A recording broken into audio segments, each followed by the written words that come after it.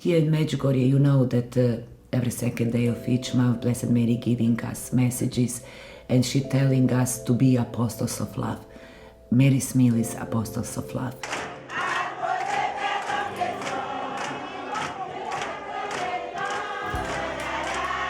This is way more than a feeding and education program. This impacts people in such a massive way. A lot of them, they didn't eat at all in a day before they came to school. Now they're motivated to come to school. They're motivated to be part of that community. They eat, they can focus. Now when you speak to them, they're saying, I want to be a doctor, a lawyer, education suddenly becomes like a possibility. I had a great chance to be a gangster too, but fortunately, I found Mary's Mills and I found education. And Mary's Mills feeds me for almost 12 years. So I am now started to have a new dream and realize that I can become something good than becoming something bad. And when you go into these communities, from the fathers to the mothers, the children, they can't wait to get up and say, this has really changed our lives, Has impacted our life, he has changed the children's attitude, he has created higher achievement rate, and he has transformed their life. It's quite hard to fathom, just how quickly this has grown and to what extent. Its source is Medjugorje, and wanting to respond to Our Lady's call to holiness there. In the early 80s, as a teenager, I went with my brothers and sisters to Medjugorje, and it really changed our lives in lots of different ways. It just, I think, confirmed all those kind of hopes and dreams that, yes, it was absolutely true, that in our day, at this time, Our Lady was appearing to us. It was the grace of knowing that our Blessed Mother was with us, and the grace of knowing that our whole life in some very subtle way was going to change. We knew from that very first visit that there was going to be a fundamental change in our life, and all that we had to do was to trust our Blessed Mother and to do God's will on a day-to-day basis, and it would unfold for us what exactly she had planned. And one of those ways that my mother and father felt that God was asking them to turn our home into a retreat centre, into a family house of prayer. And that was a wonderful thing, a huge gift for us. All these amazing people started to come into our home.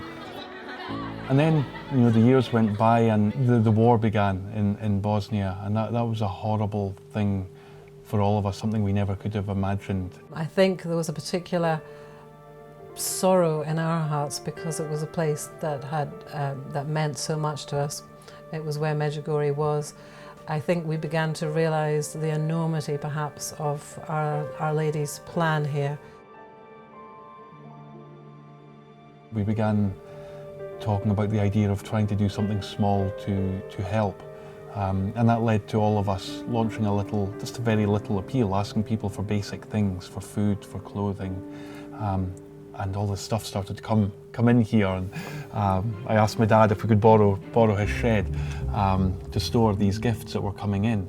And somebody gave us an old Land Rover, and we loaded that up and we drove to a refugee camp near Medjugorje, and we delivered the aid. When I came back home here, I found this mountain of food and clothing piled up here and continuing to pour in. So at that point I prayed about it and I thought about it, and I decided to give up my job, and I sold my house at that time, and somebody gave me a truck, and I just simply began driving back and forth to Bosnia.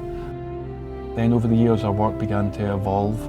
We began to get involved in building homes for abandoned children in Romania, health clinics for people in Liberia during their terrible civil war. Lots of different things, but no real theme or focus to our work. And then in 2002 we were beginning to read reports about this terrible famine that was afflicting Malawi. And we went to Malawi for the first time that year, and I met a family in one of the villages. The mother of the family was dying, and her husband had already died. And then I started talking to her oldest child sitting beside her, and he was called Edward, and Edward was about 14 years of age. And at one point in the conversation, I said to Edward, Edward, what are your hopes? What are your ambitions? And he looked at me and he said, I'd like to have enough food to eat, and I'd like to be able to go to school one day. And that was it. That was all of his ambition at 14 years of age. Edward's words really hit home to me, really made me think about that more. And so very soon after that, we began. We began Mary's Meals, that simple thing of providing one meal every day in a place of education for the hungry child, so that you meet the immediate need of that child for food, but at the same time you tackle the underlying cause of poverty by enabling them to come into the classroom where they can get that education that can set them free. And I really felt almost like that's what God had been preparing us for all these years before that. I'm so happy that Mary's Meal exists, because knowing Blessed Mary, staying with her so many years, I learned how mother she is, how much she's suffering because of us. And I am sure that she's smiling when she looking Mary's Meal, because they helping for those who are really need. It is an amazing thing to think that today well over 1 million children are eating Mary's Meals every day.